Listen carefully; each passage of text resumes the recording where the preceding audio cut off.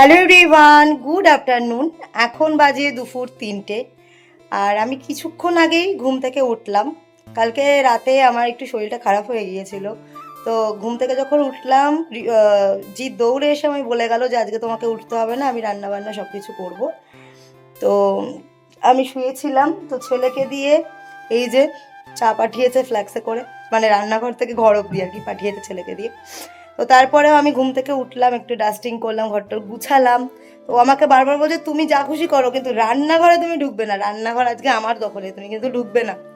তা আমিও ঢুকি না, এলাম ঠিক আছে যা করছে করুক।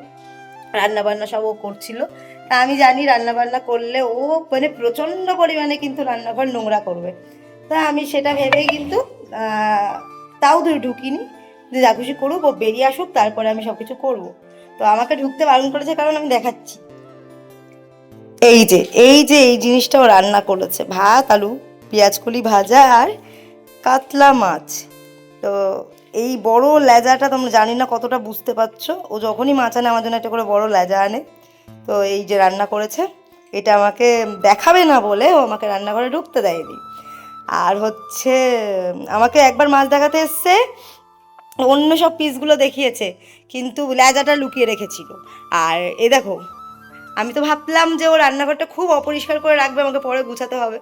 যেহেতু আমার শরীর খারাপ, তো সব কিছু এই যে কি সুন্দর ক্লিন করে রেখেছে, মানে রান্না বান্না করার পরে আমি রোজ রেগে যাই যে দেখো রান্নাঘর এত নোংরা করেছো। আজকেও দেখছি যে না, ব্যাটা সব কিছু কি সুন্দর পরিষ্কার করেছে, মানে আমার থেকেও বেশি পরিষ্কার করে ফেলেছে। গ্যাস ট্যাস এই যে সব খুলে টুলে একদম মেজেছে, মানে হাত মাত মনে হয় ব্যথা হয়ে গিয়েছে সব করে, একদম ঝকাঝক করে দিয়েছে যে ফ্লোর টোর দিয়ে সব কিছু। তা এখন হচ্ছে আমি খাবো।